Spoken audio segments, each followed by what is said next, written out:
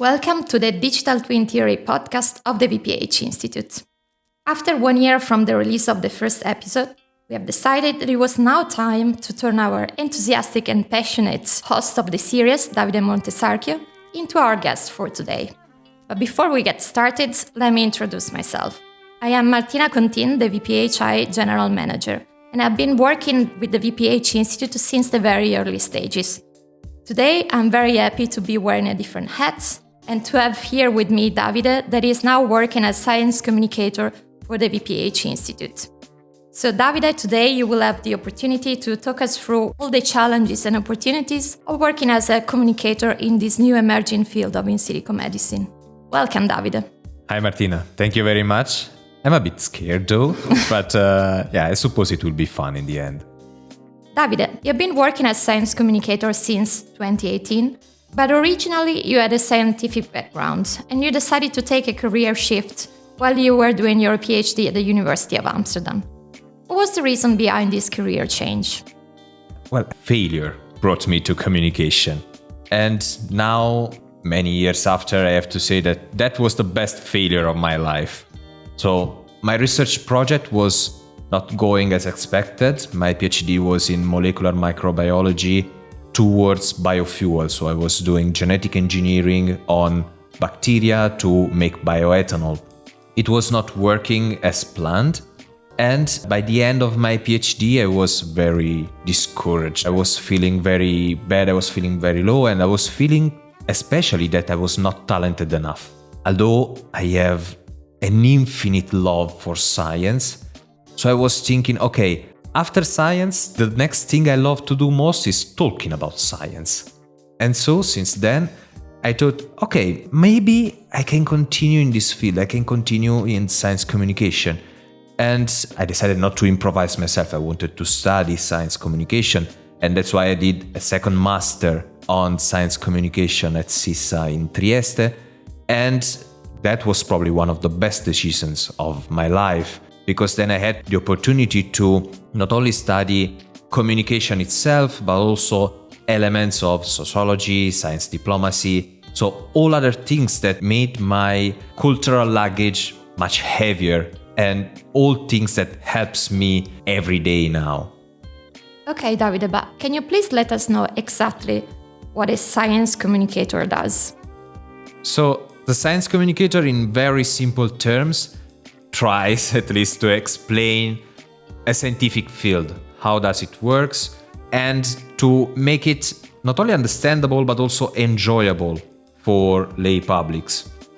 So this is the role, but I intend this role in a larger way, and in my opinion, the science communicator builds relationship among scientists, builds relationship between scientists and different parts of the society, including, in our case, patients, policymakers, and builds this relationship in a way that all this sector of the society can talk to each other, can understand each other. So it's a deeper aspect. It's not only to explain a complex scientific thing, it's to build a relationship in a way that in the future all these different sectors understand each other, communicate between each other, and can get along with each other and advance the field together.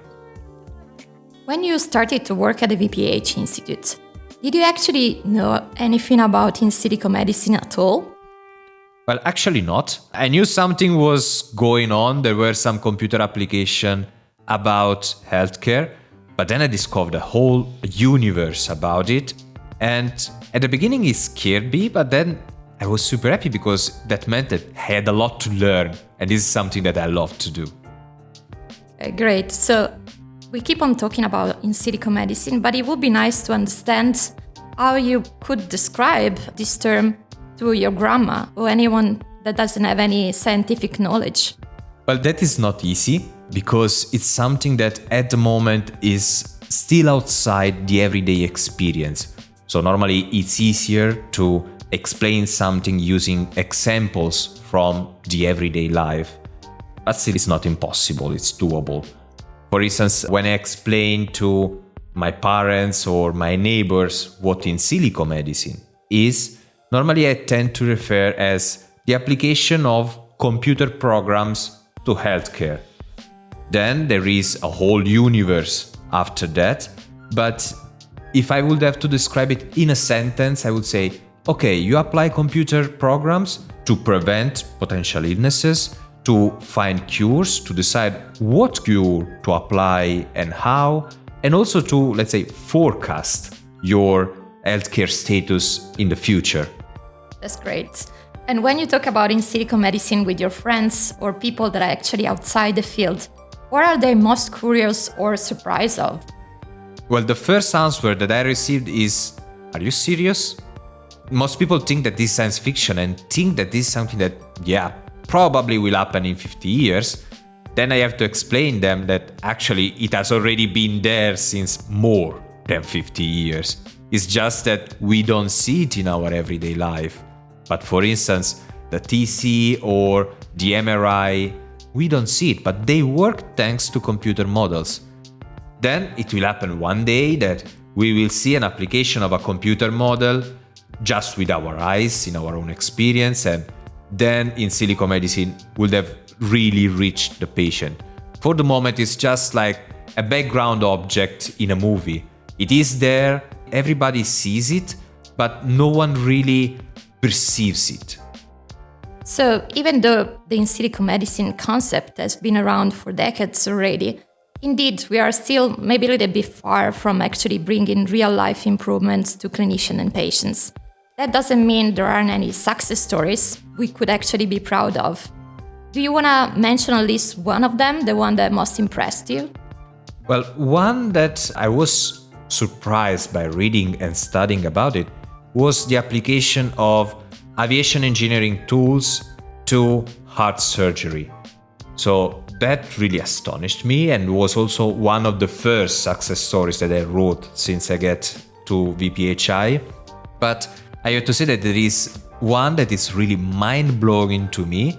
It's not public yet, it's actually the next success story for the next month. And that is about the history of the application of computer models to the COVID-19 pandemic. I found that there was a huge application of computer models about that pandemic in many steps. And the thing that also astonished me is that it's not well known. Models were applied since day zero, but that was not communicated. So I'm really excited to show all the computer models that were used to face that huge moment in our history. We really look forward actually to getting to know something more about it. But in general, something that is really on everybody's lips nowadays is artificial intelligence. This term is getting repeated everywhere. Newspaper, social media, really, it's on everybody's lip. What is the difference between AI in medicine and in silico medicine? Are they actually the same things, or how do they relate to one another? They are not really the same thing. Let's say AI in healthcare is a component of in silico medicine, which contains many other things. The thing is that communication normally doesn't follow the path that the scientists would like to follow. So it has, let's say, a different logic.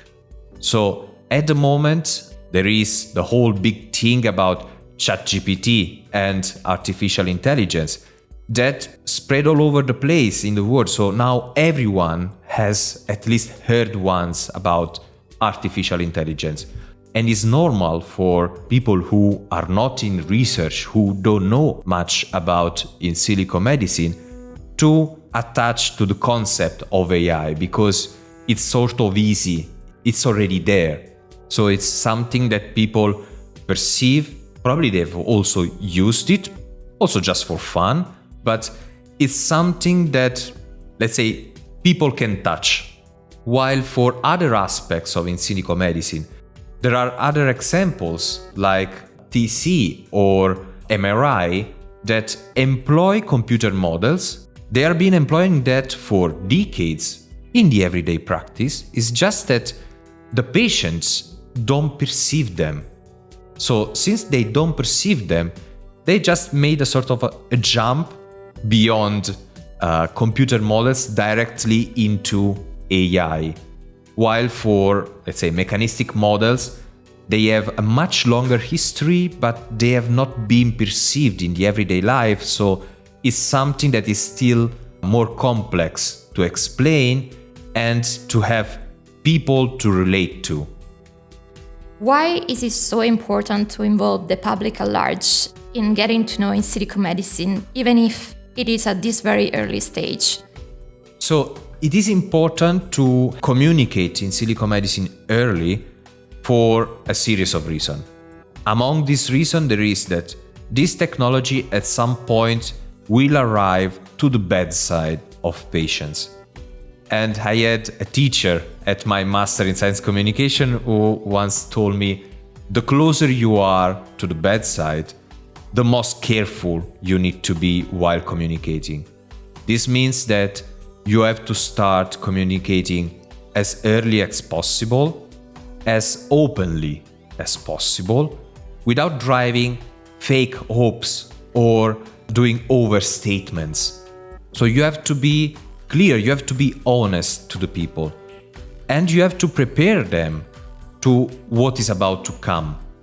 So this is one thing. Another thing is that we have seen in history a series of examples where technology were not really communicated. There were these technologies that were very close to people's lives, let's say the GMOs. There were decades of research. And then one day people woke up and discovered that at the supermarket there were GMOs and they could not distinguish GMOs from the rest of the food.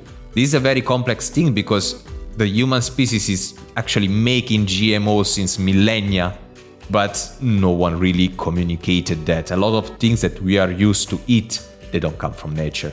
Like the tomato is it's actually a berry. So it should be as big as a berry, and we are used to really big tomatoes, and that was made by humans. Beer, wine. So this is a very old thing, but it appeared to the public as a new thing that was made in the lab. No one really knows what can happen to nature, to us. They're fully safe for us, but they were not communicated. They just appeared in the supermarket. And obviously people had questions. And if questions don't get answered, then you have fears. So if you want to avoid all this, it is important to communicate as early as possible, because not communicating clearly might spark fears, because you have to, because it's something that will be used to cure people who are suffering. So you have to communicate how it really works. You have to be honest towards the people and the patients. And also because every time I speak to scientists explaining why it is important to communicate, actually all this research, or let's say most of this research, is publicly funded. So it is our job, it is our duty to explain to those people what we are doing and how this thing can help people's lives. So since you started to work for the VPH Institute in the last 2 years, what type of communication material have you put together? What have you decided to design to communicate in silico medicine at best? Since the early days, together with all my incredible colleagues here at VPHI, we decided to use different approaches to communicate in silico medicine. One of the first approaches we decided was to make an animated video series that is on YouTube. It's called Code and Cure. So to explain in the easiest terms what in silico medicine is. There I used the toughest possible approaches on me. I asked myself to communicate to people who don't know anything about in silico medicine, who are not interested to learn anything about in silico medicine, and who have an attention span that is the shortest possible. So I set myself this goal and then said, okay, what is the best way to communicate with this type of public? And the answer was, okay, let's make an animated series which is very colorful, very visually engaging, that is short. Every episode is no more than 1 minute and 40 seconds, and speaks through examples of the everyday life. For instance, the episode about AI speaks about our navigator that we use to go to work, or to explain how actually airplanes are built, or to explain how some conditions can be cured or treated thanks to in silico medicine. So that was one.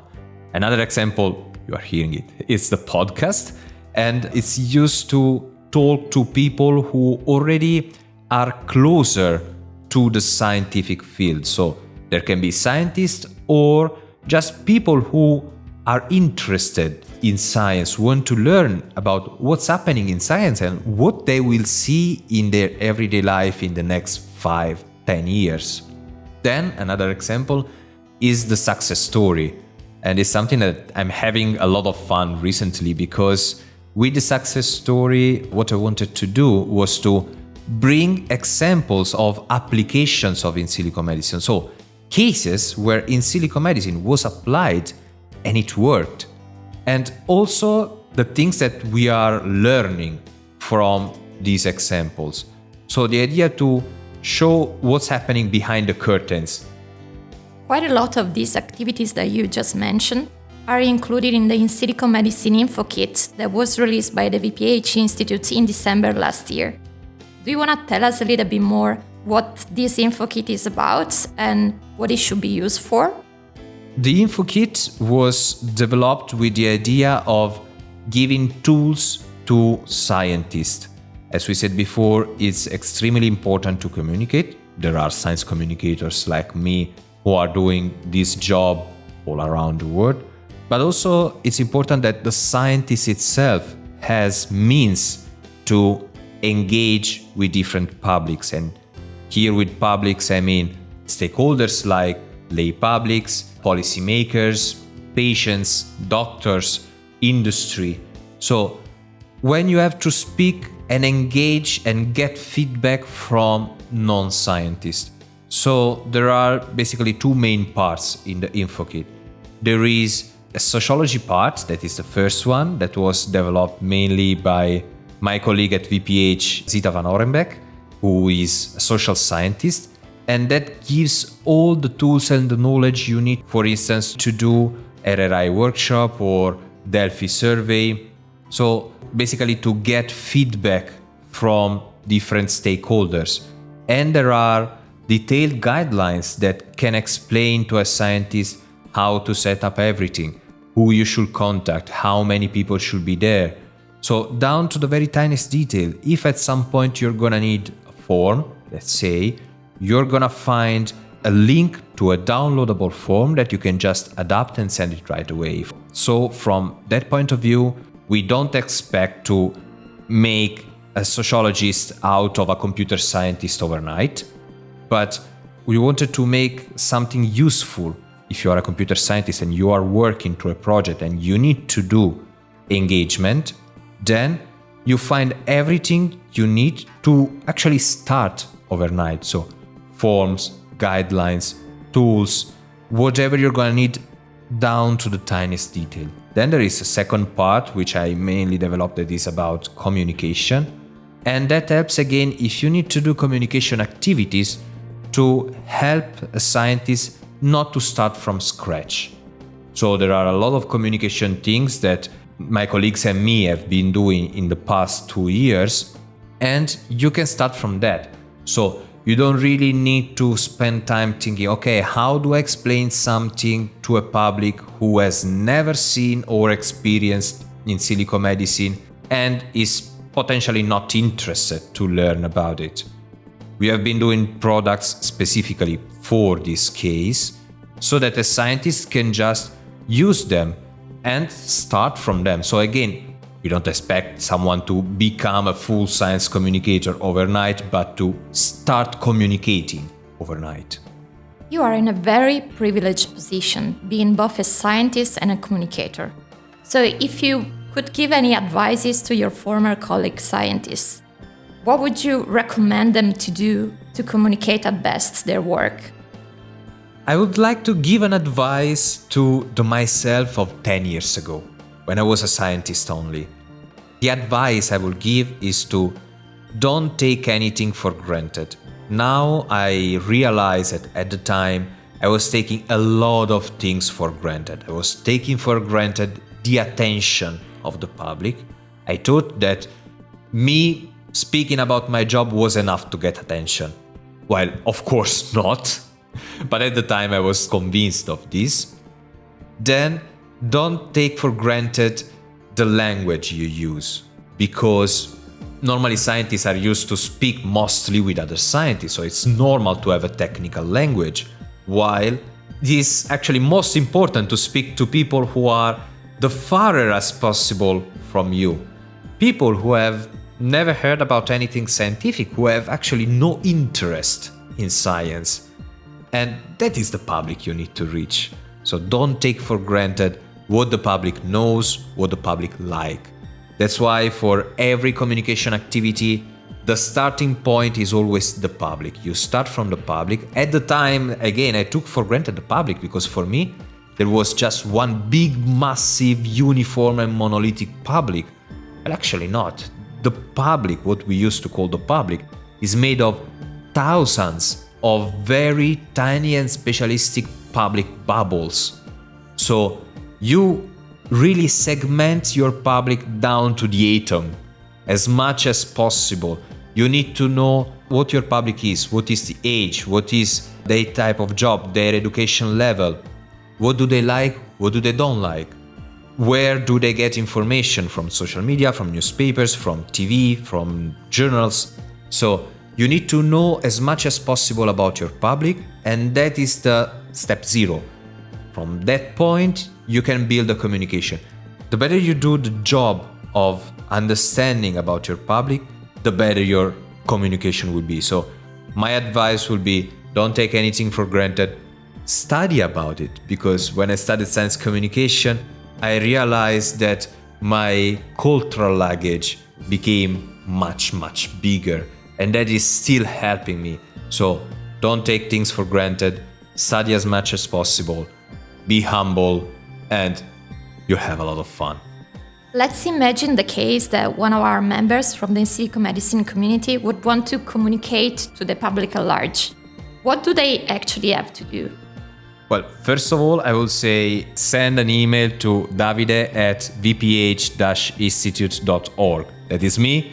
I will be super, super happy to help you with any communication activities. We might have collaboration, to give you tips, to give you materials. I will be super happy, because one of the mission of the VPH Institute is to help advance in silico medicine in all fields of society, which also means communication.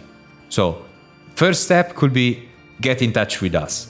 Then the next step is that you don't really need to start big. So I will suggest that the easiest step could be to use your own social media, whether you use Facebook, Instagram, X, whatever, and start telling about your job in a constant manner. One important thing on social media is to be constant. So don't just do it once and get depressed if no one likes it and stop there.